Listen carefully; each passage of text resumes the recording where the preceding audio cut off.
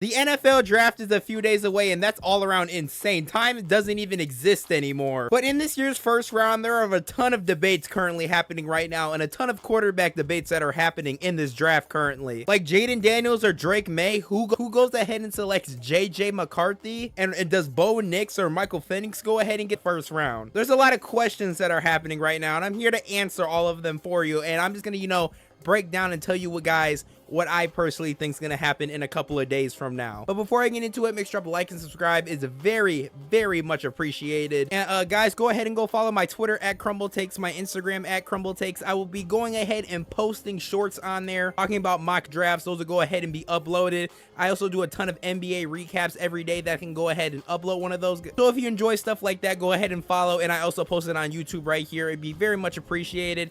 And let's get into, the first #1 overall pick. I'm just going to go over it real quick because this one should be a no-brainer. So with the first overall pick in this year's draft, the Chicago Bears are going to go ahead and select Caleb Williams. It really shouldn't even be a debate. I know there's a ton of Caleb Williams haters out there, but come on now, guys. Caleb Williams, he's going first overall. Caleb last year at USC went ahead and threw for 3,633 yards, 30 touchdowns, and 5 interceptions, and man, oh man, he was balling. But the Caleb Williams haters, well, they have something to go ahead and talk about. Yes, USC, he had some great stats at USC, but this man did not play great versus good teams last year. It was not looking good whatsoever versus good teams last year, but versus the bad teams, I will admit, he was balling. And there's a lot of flashes. The main thing that is so great about Caleb Williams is his arm talent. His arm talent on this film right here is absolutely ridiculous. Honestly, it's just ridiculous. This is not anything that can be coached like this. This is just raw talent that Caleb Williams has. Now, all the bad stuff that Caleb Williams had, like I mentioned earlier, he wasn't really beating any good teams like that, and sometimes he went out there and looked like he was going to go ahead and play hero ball a lot, and that would lead to bad plays for USC, which when you're trying to be a quarterback in the NFL and you're trying to go ahead and be consistent, and you got to make the right plays, and you got to throw checkdowns and stuff like this, you can't go ahead and play hero ball in a situation you do not need to play hero ball in. It's not necessary. But like I said, his arm strength is really like a huge highlight of him. On PFF, his overall grade is a 90.3. He has some great stats, and just all around, he's going to be a great quarterback for the Chicago Bears, in my opinion. I know, like I said, there's some issues. I firmly believe Caleb Williams is going to be the first quarterback that throws for 4,000 yards in Chicago. Yes, I know they haven't had a single one yet, but I personally believe he's going to be the first one to go ahead and do it. And another reason why I think this is, I don't think Caleb Williams is going to go out there and have, a CJ Stroud type rookie season or anything insane like that. But I for sure think he's going to have a pretty decent one. This Bears offense got some weapons. Of course, they have the 9th pick in the draft, which they can go ahead and select someone on the defense, go ahead and select another tackle, or a lot of people for some reason are thinking that they're going to go ahead and select another wide receiver. So if like Rome or something like that would go ahead and fall in the draft, and they would have a 3-headed monster at wide receiver. So yes, I think we should all agree that Caleb Williams, he's going first overall, no doubt whatsoever. It's not even a debate.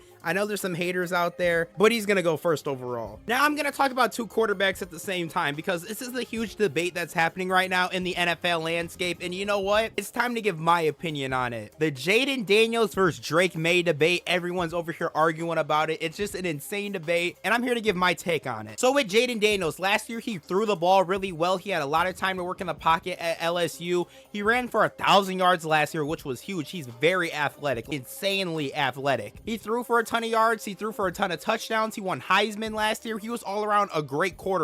And that's probably like the biggest thing with Jayden Daniels, as he's an insane athlete. He's able to run the ball insanely well. He can make some good throws. That's what really like, all the bright spots about Daniels is. One like little bit of downside that he has though is, it took him 5 years to put up some stats like this in college. He was in college for 5 years. This was his 5th year. And now he's finally entering the NFL. And I have like another huge thing that I'm kind of iffy about him after I did some more research. So another thing is like the biggest Jayden Daniels downside is he likes to take big turns with Jayden Daniels currently looking at his whole profile. And I really think another thing is you also got to think about the team that would go ahead and draft him. If he does get selected #2 overall to the Washington Commanders, I don't know if he's going to be able to run for the ball a ton. He's going to get sacked a ton. We saw what Sam Howell did last year. I don't know if the Commanders are going to be able to fully fix that O-line. But in my personal belief, I like Jayden Daniels more just because of his base raw athleticism. I love when quarterbacks are able to run the ball. It's the typical quarterback that you're going to want in today's NFL. But I will admit he is going to have to change some things. He's going to have to,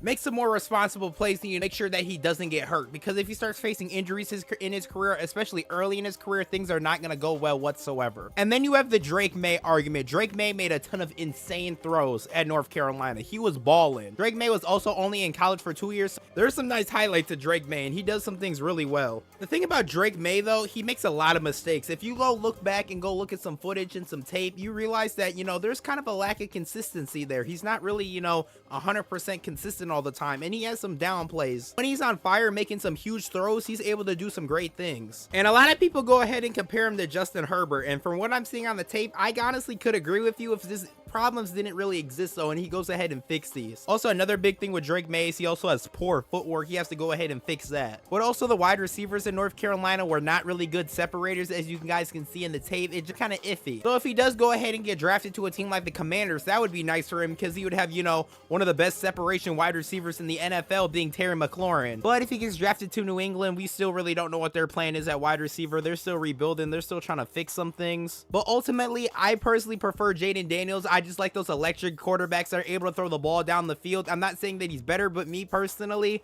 I prefer Jayden Daniels more. And I do believe Jayden Daniels is going to go 2nd overall, and Drake Maye will go 3rd overall in this year's NFL draft. All right, guys, it's time to talk about JJ McCarthy, the guy that I really think is going to end up being a Minnesota Viking or a Denver Bronco. I am not a huge fan of JJ McCarthy, and I don't think he's going to be a good quarterback in the NFL, which is honestly kind of crazy to say. But also, I would say it depends on the team he gets drafted to, because if he does get drafted to Minnesota, well, this man's gonna have Justin Jefferson on his team. But JJ McCarthy, he spent a ton of years in Michigan. He was playing some good football, but another thing was, and a lot of people say, which I personally even agree with, is JJ McCarthy really didn't have to do a lot of things. He had an elite defense, and he had some insane running backs that he played with. Blake Corum, all around elite. That whole running back room in Michigan was just off the charts. And honestly, JJ McCarthy didn't throw the ball a lot, but one thing that he did go ahead and do is he's a great guy that throws the ball over the middle. That's where he really shines. When he needs to throw the ball over the middle, he's just a great passer, and he looks great when he's throwing the ball over the middle. And then the biggest concern that people mostly have is him throwing the ball like outside. His uncatchable rate just all around just skyrockets when he has to throw the ball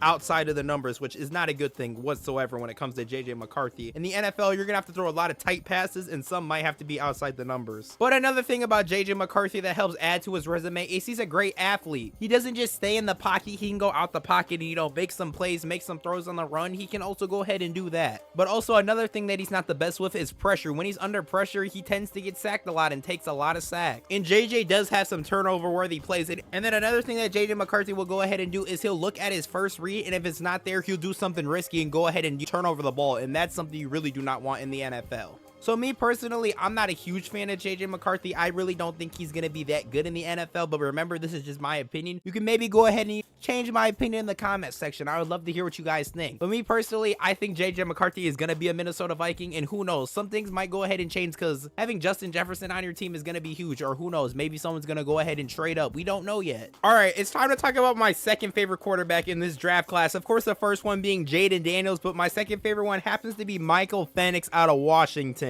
I saw a lot of Washington games this year, and man, this boy could throw the ball deep. His best strength, in my opinion, it should easily be his arm strength. You can see a lot of these quarterbacks in this draft have great arms, but Peinx is just able to just chuck the ball down the field, and it's accurate, and it just looks pretty nice. Peinx is just able to, just throw the ball down the field super far, and he's able to do some unreal things when it comes to the deep ball. Sometimes, yes, he might not go ahead and display it in, like the prettiest form. Sometimes it does be a little, but just some of these throws that he makes are just absolutely unreal. He can attack the field. He can attack down the field very well. And he can also go ahead and fit the ball in any situation you're going to need to go ahead and fit the ball in. But the biggest thing about Peinx that tears him down is, of course, his injury history with the teared ACLs, his age, because compared to all these other quarterbacks, he's up there in age, and that's also a big concern. And I see a lot of teams talking about first round. I'm not so sure he's going to get drafted in the first round just because of his age. But then his other biggest weakness happens to be his accuracy. He really sometimes absolutely struggles with his accuracy, which I think he can go ahead and fix in the NFL with some NFL coaching for sure. But his age isn't getting younger. That's the one thing. Man, I saw this one report talking about the Falcons were going to draft him. I'm like, why would they do that? And they're going to use pick 9 on him. I'm like, why?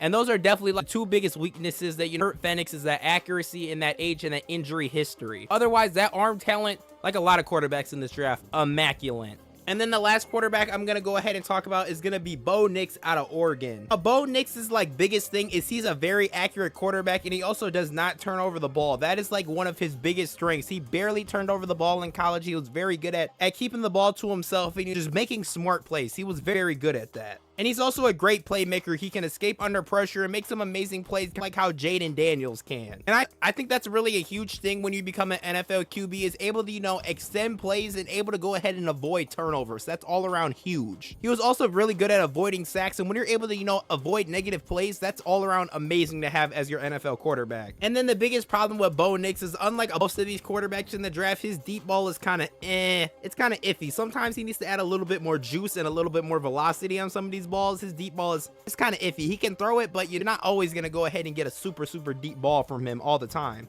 And honestly, I feel like he didn't get enough time in college to go ahead and show off what he could do. But honestly, I kind of like what I saw from him. And, you know, maybe with some coaching, you know, sitting behind some veterans and stuff like that, you get drafted to a team where he has to sit behind some things to go ahead and turn out well for Bo Nix. Now, me personally, how I would rank these QBs is I would honestly go, like, I'm not going to do my favorite. I'm going to just do, like, based on performance and what I think they're going to do in the NFL. Honestly, I think that Caleb Williams is number 1, Drake May is number 2, Jayden Danils 3, Peinx 4, JJ McCarthy 5, and then Bo Nix. Now, some people might think that's crazy for me having Peinx over McCarthy, but, you know, I'm a Peinx believer. I feel like if he gets put in the right situation, he can genuinely be a good quarterback. He just has to go ahead and fix that accuracy. But I want to know what you guys think in the comments. I just want to go ahead with the draft right around the corner, talk about the QB prospects in this year's draft. And what do I think they're going to go ahead and do in the NFL in each and every one of their strengths and weaknesses? Like I said, Caleb Williams, Chicago Bear, Drake May, New England Patriot, Jayden Danils, Washington Commander, JJ McCarthy is going to be a Minnesota Viking, and then Bo Nix or Michael Peinx is, and they're going to end up like with a team like the Raiders or the Broncos. I could for sure see, since they kind of need quarterback. But let me know what you guys thought about the video in the comments. Please drop a like and subscribe, very much appreciated. Like I said, go follow my Twitter at CrumbleTakes and my TikTok at CrumbleTakes and my Instagram at CrumbleTakes, and I will see you guys in the next video.